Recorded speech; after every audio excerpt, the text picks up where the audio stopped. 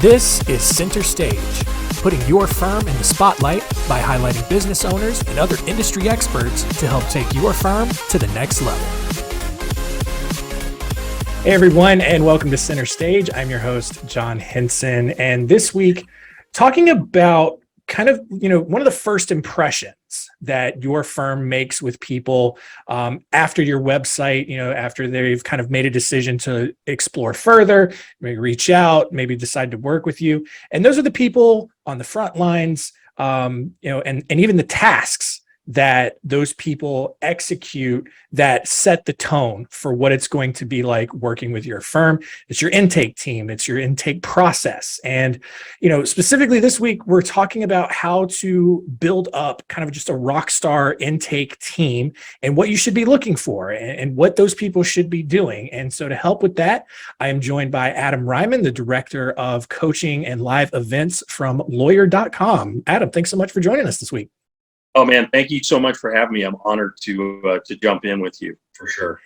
Yeah. So I think, a lot of our audience is probably familiar with Lawyer.com, but for those who are not, tell us a little bit about that, who you are, what you do there. Yeah. So at Lawyer.com, we are a law firm, I guess a digital marketing agency for law firms, pretty similar to Spotlight. We seem to do a lot of things that you guys don't. We focus on lead generation. We focus on live chat services, Lawyer Coach, which is a program that I direct and guide, and Lawyer Live, which will be live events that we'll be having. We're going to have 12 live marketing boot camps next year. Nice. We have multiple service offerings. We're specific to the legal space, and we have an amazing team based out of New Jersey, and it's great fun. We love our members, and things are great. So, yeah. Also, way ahead of the curve, got like a really good URL and a domain early on. Yes, that always helps. Yes, that's probably made your guys' jobs a lot easier. Definitely helps. So jumping in, just broadly speaking, what are the benefits of having a dedicated intake specialist on staff? Because I know in our experience, we work with a lot of solo and small firms. I think a lot of times the lawyer also acts as the receptionist.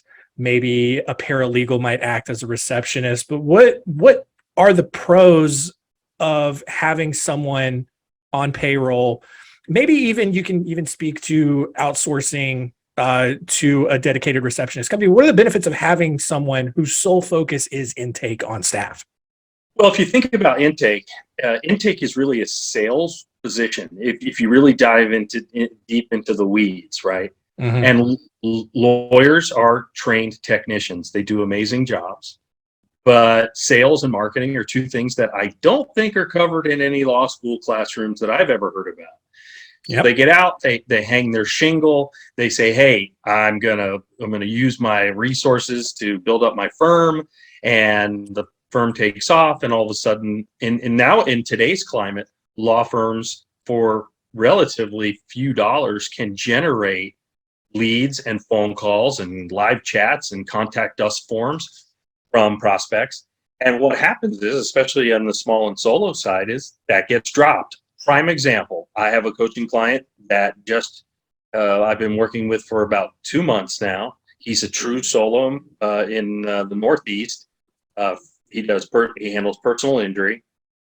He has somewhere between 20 and 30 voicemails a month that he never gets to.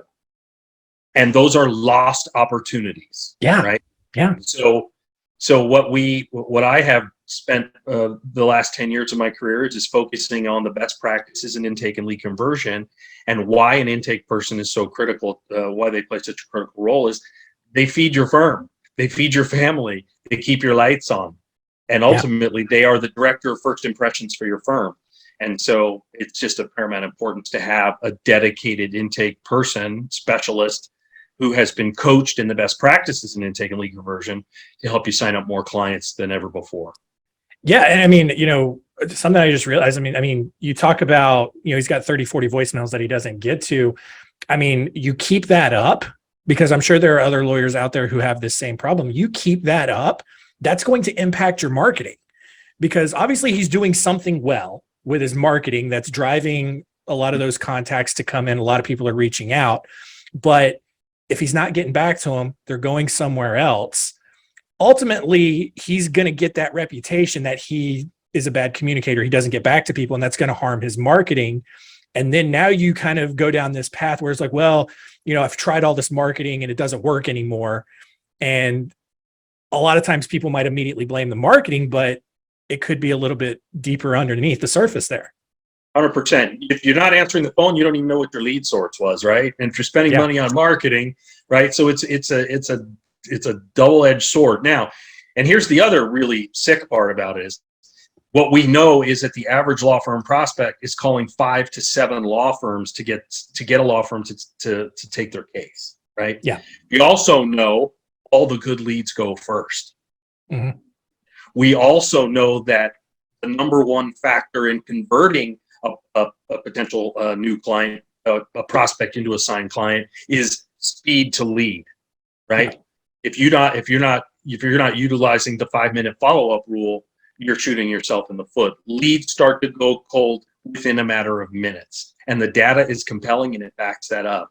For example, if you wait 24 hours to follow up with a lead, your chance of converting that lead to a signed client is only 17%.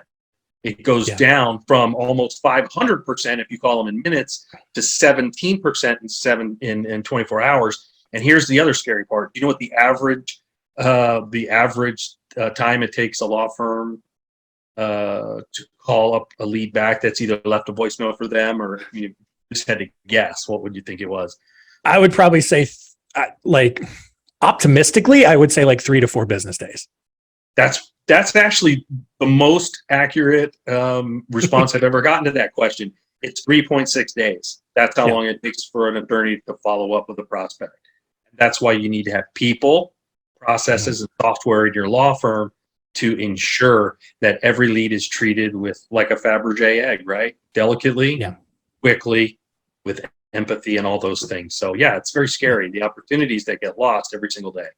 Yeah. I mean, what's amazing is, you talked about, even at 24 hours, the chance of a conversion goes down to 17%, even though, I see a lot of expert opinions out there that say you should absolutely have at most a 24-hour rule, like that you get back to everybody at least within 24 hours. But even then you're talking about a day later, your chance of getting them, really falls down. I do want to ask though, when you talk about your 5-minute rule or whatever, is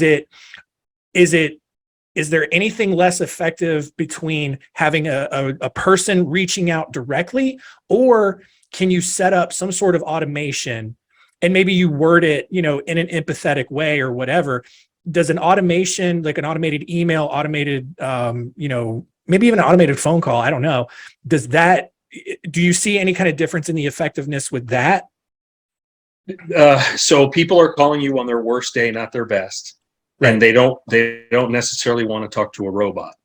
The data is pretty compelling. It's a voice in a combination of voice, email, text, follow up, seek sequentially are the keys to higher conversion for sure.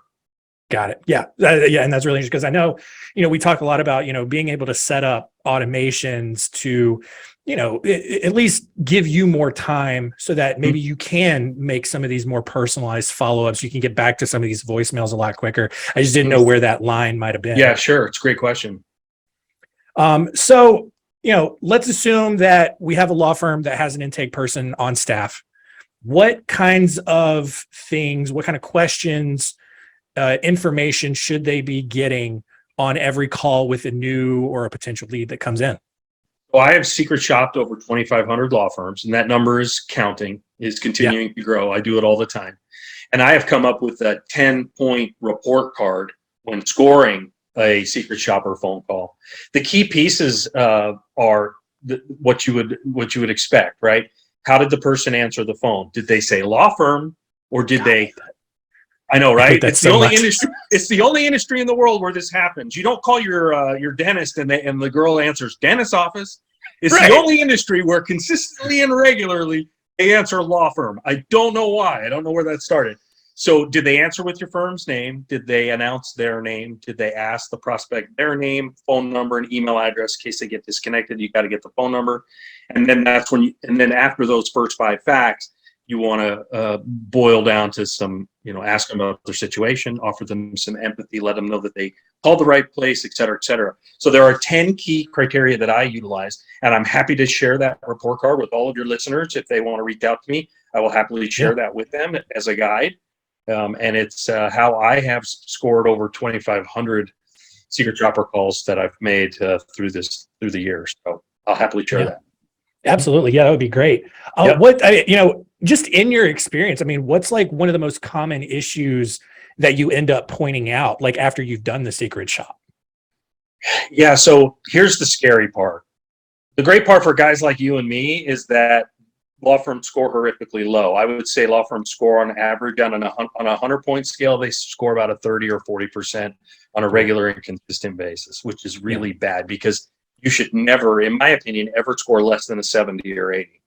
So it really varies, but I would say, and depending upon the practice area also, the number one thing that gets missed regularly and consistently is the empathetic ear, building rapport and offering a prospect empathy. I have legitimately heard and listened in on intake calls where there have been amputated limbs where the intake person did not say they were sorry. They can't imagine what they're going through. Yeah. And I am on the other side listening to these calls. I've coached hundreds of law firms and I've listened to thousands of calls. I've heard those sorts of cases where an intake specialist didn't even offer that person one iota of empathy. And it happens in family, family law, personal injury. And so empathy, I think, is the number one thing that's missed regularly and consistently. And the other thing that would blow your mind, John, is that I always ask, can you tell what's your firm website address? And I would say only 3 out of 10 intake specialists know the website address for the firm that they actually work for without having to put you on hold. They put you on hold. They look it up. They guess. I've had wrong website addresses provided. It runs the whole gamut. And so, if you're a law firm owner, there's 3 things, right? There is, and this is so interesting. There's 3 things going on in every single law firm. There's what you believe is going on. Mm-hmm. There's what your staff tells you is going on. And the third thing is what's actually going on. And that, the fact that intake people and receptionists don't know the website address, that just shows that the law firm owner or that person's direct boss hasn't been coaching them or training them on the best practices in intake. Again, it's a great thing for a guy like me. It's a great thing for Lawyer.com. It's a great thing for Lawyer Coach, Spotlight Branding. It gives us an opportunity to share our knowledge and help them improve. Because if you think about intake, intake is a money conversation. Right? It's a money conversation that these folks are having. And you as a law firm owner have given this person who may or may not have the skills to handle prospects the keys to your entire livelihood. Yeah. And it's so important that director of first impressions is the most pivotal part, in my opinion, in the entire law firm. It's not the person on the letterhead, on the door. It's not any of that. It's that director of first impressions that is the key differentiator in a firm being able to double, triple, or quadruple their revenue. Yeah. And I mean, I don't know, maybe it's just me and I've worked for places that have a simple URL to remember. And I know some law firms, maybe they have a long name, or maybe they have a URL that's not necessarily associated with the firm name. It could be difficult to remember. But for me, I mean, that should just be like a thing that about the place you work at. 100%. And it is missed regularly and consistently. The answers I've heard through the years, they're mind blowing. Sometimes there was one crazy story. There was this was one of these there was one receptionist, and she was receptionist for 5 or 6 law firms in sort of an office suite. And she knew which law firm was the inbound call was coming for. She was purposely giving out the URL for a competitor who's actually in the same building. And turns out the competitor was giving her a little spiff for referring all cases. She'd been doing it for like 3 or 4 years. So Wow. those are the sorts of things that owners don't know. They don't know. You don't know what you don't know, right? Yeah. Wow. Crazy. Yeah. So I wanted to go back to make one other kind of ask one other question about the empathy side of things, because I've seen this happen before where, and maybe it's just me that picks up on it. It's like I can kind of tell that they have a script because the words that they're saying are empathetic, but the tone is just flatline. Yeah. And it doesn't feel empathetic. And I think that can cause just as many problems as not saying anything at all. Great point. Great point. Boy, Mr. Jones, I'm really sorry to hear you were injured. Yeah. I've heard that time and time again for sure. And the key, and a great coach will teach their people, his or her people. You need to take this script, use it as a basic foundation. And once you've learned your position, we need you to put your own personality into it. And all great intake people will do such a thing where they get a rhythm, they get a mojo, and it feels much less canned, and it flows a lot better. Yeah, and we talked before on the show about I'm not sure if you're familiar with the Clifton Strengths Assessment. It used to be called Strength Finders. And basically what it does is it has basically 4 domains, and basically kind of talks about how people where people's strengths lie. You have executing, strategic, influencing, and relationship building. And to your point, you said most lawyers are technicians. They're probably going to fall in that strategic or that executing theme. You want someone who is more of an influencer or a relationship building kind of person in that role, because that empathetic tone, even if they're reading from a script, that's going to come through naturally for them. 100%. I've done those assessments. One of the firms that I coach, we use assessments when I help them make hiring decisions. And we want those people high on the relationship level. They want to skew that way for sure. Absolutely. Yeah. So, all right. So let's talk about after that initial call comes in, they get all the information. What's the follow-up look like? What kind of tasks should they be setting and performing after that? So I teach all of my, until I can be, I'm starting to skew since COVID, I've started to skew, but I am a huge advocate of setting in-person face-to-face appointments. At this juncture, it gives the attorney the best opportunity, a kneecap-to-kneecap conversation, to sign up more clients than ever before. You've got a fabulous home court advantage by getting them in your door. But the follow-up activity is you're setting an appointment, and I'm seeing more of this today, is they're setting Zoom appointments, which they're setting Zoom. A lot of firms are giving options now: Zoom, in person, or on the phone. I am anti-telephone appointment consults 100% across the board. You cannot convince me otherwise, unless the prospect is not geographically desirable. Maybe you've got a national practice area and they're across the country. That would be an exception. But otherwise, I want to hear that Zooms or in-person appointments are being set. Follow-up activity is you send an immediate thank you email. Thank you for calling the firm. You confirm the date and time. And in that email, you should also include a picture of your building and a map to your building, because you would be surprised.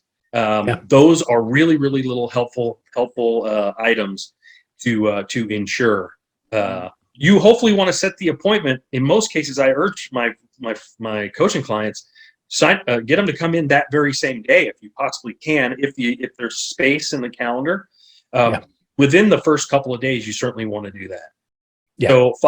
So an immediate email thanking them for calling, with a map and instructions on how to get to the office and a picture of the building, and that sort of starts the conversation.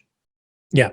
So and talking about appointments, I mean, we have this issue here with us, and I get that, especially with lawyers, schedules change, things come up very quickly, maybe you got to run to court for something. So like, I get that.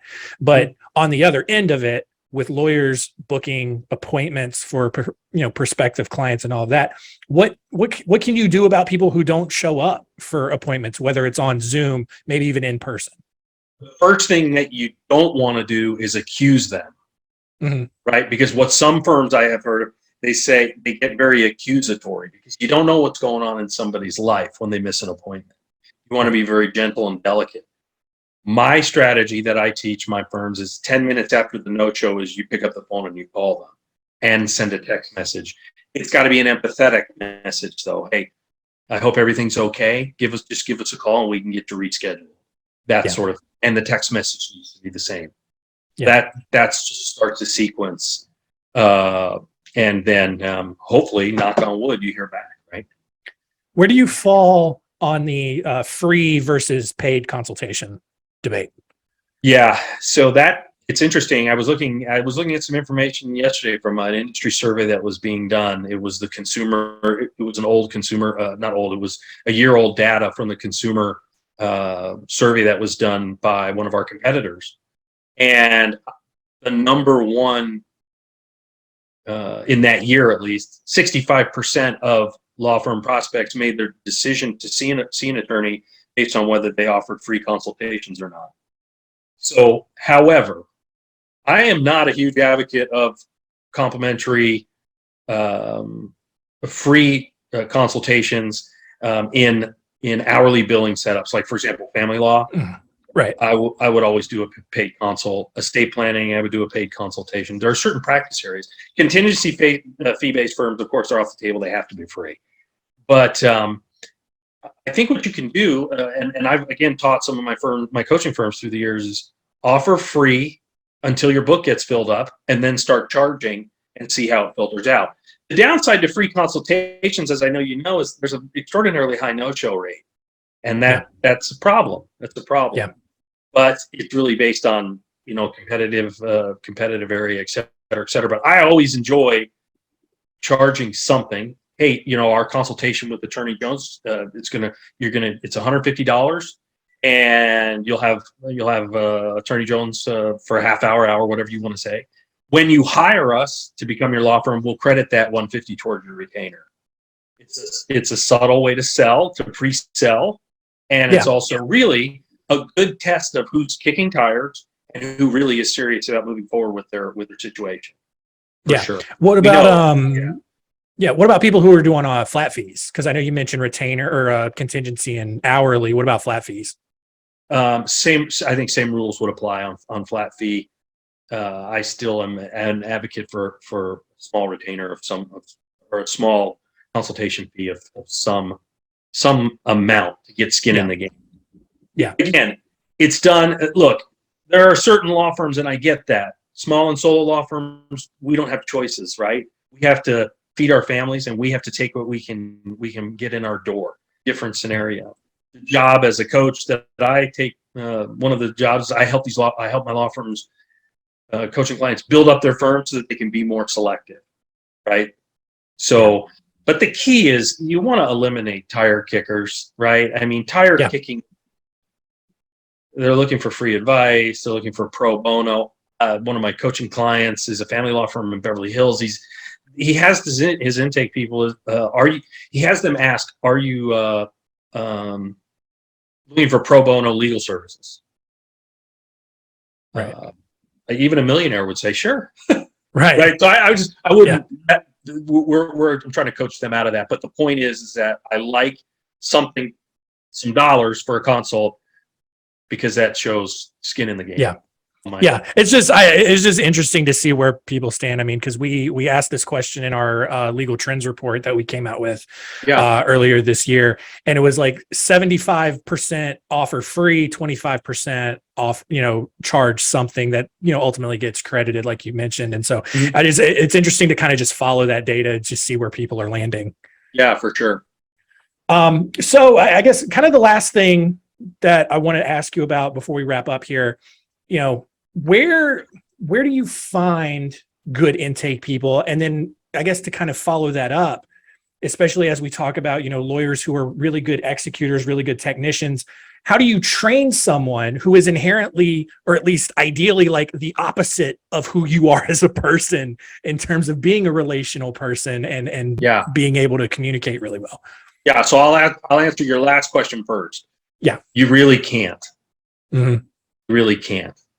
Sales attorneys do a horrific job of asking for the money They really don't do a great job on intake because they want to dazzle the prospect with their knowledge of jurisprudence. They talk and talk and talk.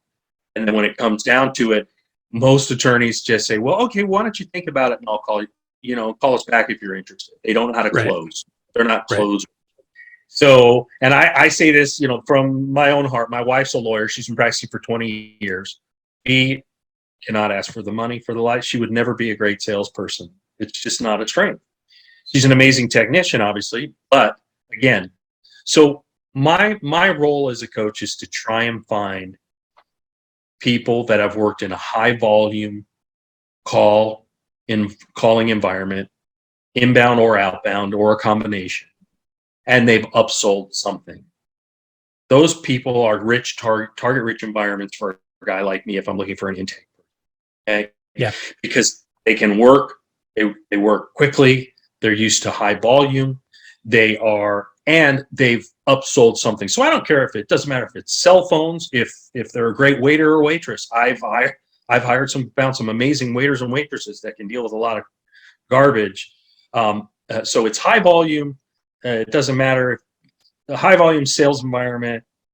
Really, those people are a great fit for an intake specialist because again, it's a sales job, and those are people that I target for my clients for sure. I agree. So yeah, I mean, I think this has all been really fantastic, really good information. And so you mentioned your secret shopping checklist. Look, if you have intake people on your staff, I cannot recommend being secret shopped enough. I think it's going to be a really illuminating experience. Might be a little humbling, might be a little panic inducing, but it's going to make your firm a lot better. So how can people get in touch with you to get access to that checklist? Yeah, they can call me directly and or zip me an email. I will happily, not only since it's been such an enjoyable time with you, I'll actually do the secret shop. I'll offer all your listeners a free secret shop phone call. I'll provide a report card, and then I'll get together with them after I've done the call to go through it with the law firm owner if they so desire. My direct phone number is 602-828-4415, and or they can email me at Reiman, so that's REIMAN @corp.lawyer.com. And I will happily provide that form. And also, I'd like to offer everybody if secret shopper calls are not in the wheelhouse, maybe they're small and solo and they would like some coaching advice, I'd like to offer all of your listeners a complimentary coaching strategy session. I will happily do that and hopefully help them make some 1mm tweaks in their current operation. And that will help them get to the next level. Awesome. Yeah, that's absolutely fantastic. Ton of good value there. So I will have that contact information in the show notes, just in case you didn't get it there a couple of minutes ago. You don't need to keep rewinding and coming back. It's fine. It's in the show notes. I got it there. This has been great. I do have one final question for you before we wrap up. And that is, if you had one final piece of advice for our listeners, what would it be? So my one piece of advice today is that law firms have choices when it comes to law firm marketing and marketing their firm. I would advise them to always partner with a marketing agency that is specific to the legal market. I have seen so many of my clients through the years hire non-legal marketing specialists. Maybe it's a guy in a plaid shirt listening to Nirvana in his living room who's doing SEO for them. They just don't understand the legal market. The legal industry is a unique animal in and of itself. So if you ever need any services related to legal, stick to legal. Spotlight Branding, Lawyer.com. Stick to people that know what the heck they're doing. Otherwise, you're just flushing money down the toilet. Yep, I agree. And I would even take it a step further. And, just kind of depending on your objectives, work with a legal marketing expert in a specific area. Like I know you guys do lead gen very well.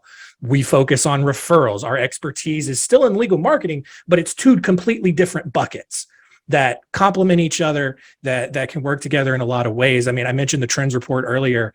We asked a question about this, and I mean, like, I think it was something like 71% of law firms who outsource their marketing go to this like one-stop shop that, does like every kind of marketing under the sun. Mm-hmm. And of that 71%, something like over 60% weren't satisfied with the results. Could be for a lot of different reasons, but there's a lot to say about sticking with someone who works specifically in the legal industry and really has an expertise in a specific area of marketing. I couldn't agree more, 100%. Because here's what happens, right? We're dealing with a skeptical audience, right? Law firms and lawyers are trained skeptics. Yep. They've partnered with someone outside the industry to help them get their marketing ROI. When it doesn't happen for them, they hold all marketing agencies accountable. It makes our job harder, right? And so stick to legal no matter what you do. For coaches or intake, if you're going to outsource intake, we've got an amazing service, Lawyerline, that does full intake. For firms that maybe you don't have headcount and you don't have an intake person, outsource that, right? Spotlight. All these amazing things, newsletters, get more referrals, right? Stick to firms that know what the heck they're doing. Because legal is a unique animal it's insane. Legal is just different. So fun, but it's just different. So that would be my key giveaway today. Awesome. Yeah. And if you are interested in that secret shopping checklist, or to even get secret shopped by Adam, or even just a complimentary coaching session, the contact info is in the show notes. And that's going to do it for us this week. Continue to rate and review us wherever you're consuming the show. We really do appreciate it. All the feedback that we're getting, it really is valuable. We really do appreciate you listening. And that's going to be it. Adam, thank you so much again for joining us. My pleasure. It's been a blast. Thanks so much for having me. Thanks for listening.